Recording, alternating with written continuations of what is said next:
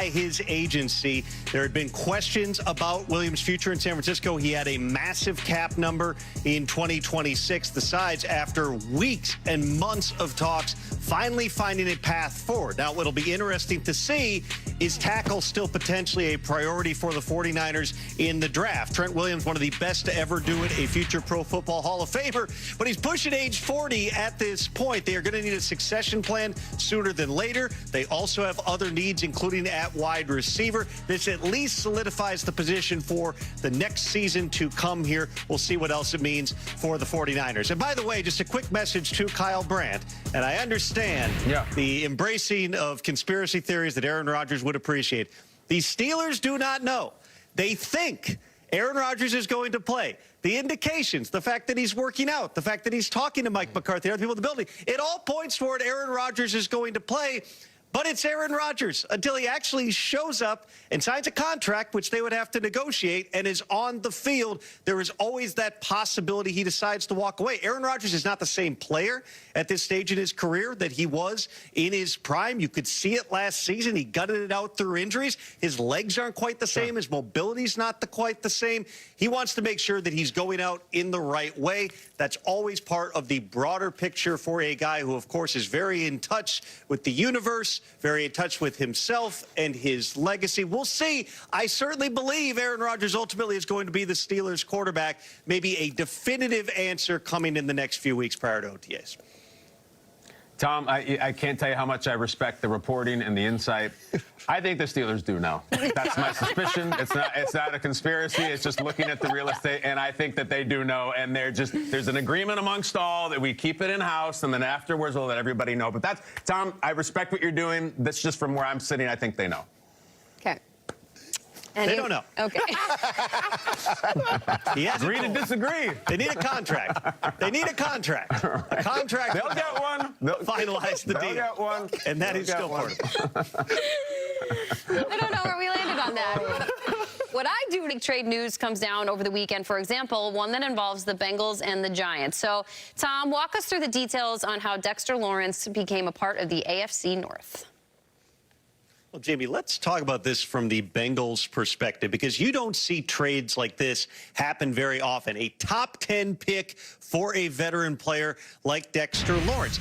It is in part a function of this NFL draft. There simply are not as many blue chip types of players or even true first-round grades in this draft as you would have in another year. So for the Bengals on their board, they had about 7 players in that blue chip territory. And as they were going through all the different scenarios and mock drafts of how this could play out, they weren't seeing a lot of scenarios where a player they felt could really make an instant impact, who was in that elite category, was still on the board at number 10. As one person involved in those talks told me, 10 would have been a slow death. So instead, they pulled the trigger on a massive trade, acquiring Dexter Lawrence from the New York Giants. He is 28 years old, has been a Pro Bowler in the past, coming off of a down statistical season in 2025, but certainly gives them a rare caliber of athlete at what has become a premium position at defensive tackle. They also did a 1-year, $28 million extension with Dexter Lawrence in new money average. That makes him the NFL's second highest paid defensive tackle. He had 2 years remaining on his prior deal. So for the Bengals, they get Dexter Lawrence for 3 years and about $70 million. They can stomach that number to get this caliber of player. Of course, when you subtract the amount of money they would have been paying to the number 10 pick, it's an even lower number that they're ultimately putting forward in terms of the cash and the cap. Bottom line, they got an impact player at a position that there just weren't any impact players at really in this NFL draft. A bold move from a franchise that does not have a history of making bold trades. They certainly made a statement acquiring Dexter Lawrence. Tom, you're exactly right. The local Cincinnati Pods were already proclaiming this biggest draft trade of all time for the Cincinnati Bengals. So now that we know how the Bengals fans feel about it, or at least those who cover the team locally, we have to look at this, what this means for the Bengals as a team. Let's take a look at the updated top 10 draft order now that we know ahead of Thursday night, the Giants own the bottom of the screen, as Kyle said. Pretty much you should be told whether or not to get on the plane to New York or not, because the Jets have the second pick. We already assume to know what the Raiders are doing with 1, and so on and so forth, as we still get comfortable with the Chiefs being at 9. So unlike Max Crosby, Dexter Lawrence went to Cincinnati and stayed in town. So he sat down with the team's website and talked about joining Who Dey. They wanted me here, and they appreciated the work that I put in for over the last 7 seasons. And, I appreciate that to them, and I'm going to do everything I can to, show them that they didn't waste it. And I'm excited. I got a fire in me that I ain't never had this fire before. So I'm excited, and I'm excited to be a Bengal. All right, production staff, just get a screen grab of that interview, because there has never been a person who...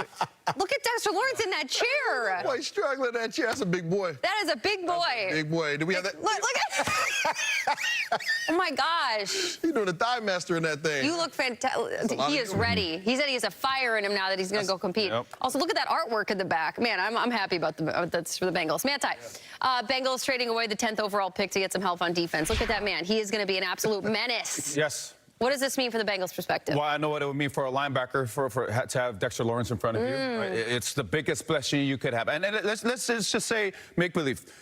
That number 10 pick that Bengals had, right? Just imagine they drafted, just say with the 10th pick in the 2026 NFL draft, the Cincinnati Bengals select Dexter Lawrence. They won the draft. Okay? They won the draft. That's basically what they did. And in a division like the AFC North, where you have the other 3 teams that have new head coaches, you have 2 other teams, with the Pittsburgh Steelers and the Cleveland Browns. They have QB questions. They don't know who their QB is going to be. I think this raises a lot of questions as to how do you see the Cincinnati Bengals in that division.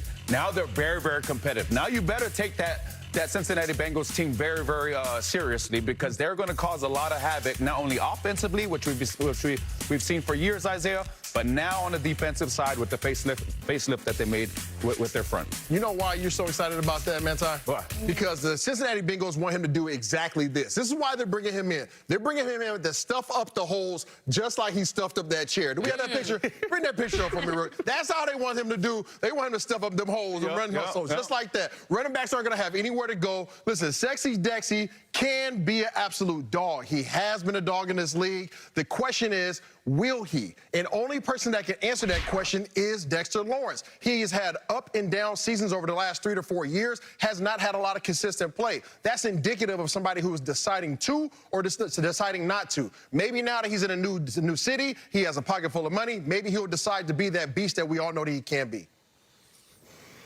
Listen, I love when teams do things that stray from their reputation. I love it. The answer to the question, what is different about the Bengals this year? Well, do you know when the last time was they traded a top 10 draft pick for a player? They never have. Not since 1966 in the common draft area. This is not just an unusual trade with unusual timing. This is an unthinkable franchise to do this. Here's the Schefter tweet. The 60s, guys. We're talking about 1966. That's the last. We can't track it any further. This is an astronomically large stray from the reputation for the Bengals. And you know what I think? I think they're sitting there and they're looking at their big board and they're in their war room and they're getting ready and they got this 10 pick. And I just think they looked around the room. They're like, we don't love this. We don't love our mocks. We don't love who we're getting. We like this player we got slotted here, but we don't love him. Let's call the Giants, and let's just see, because, Manti, I agree with you about their number 10 draft pick. They still have it. They drafted that guy. And I hate to say this because we like to harp on the positive, but I will remind everyone that the 32 picks Thursday night, about half of them are going to be terrible. I hate to say this, but that's the reality, and that's what makes the draft the draft. Probably half of them, if not more, are not going to work out. They're just not. They're not. The player's not going to have it. They're not going to show up the same. They're going to be mentally off. They're going to be physically off. The Bengals draft pick is going to be really good this year. Pro Bowl, All Pro, I don't know.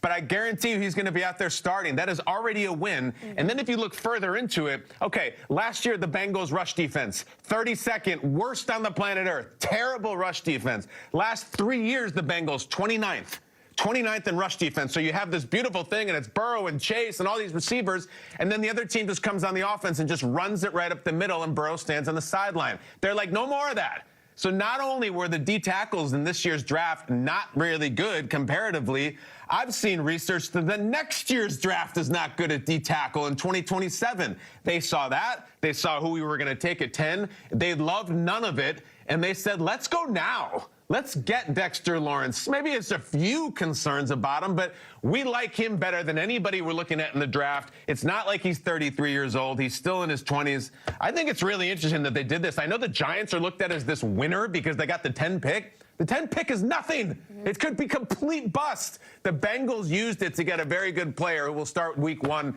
and probably help the worst defense in the league. So you don't say this much with the Bengals front office that has this reputation, deserved or otherwise.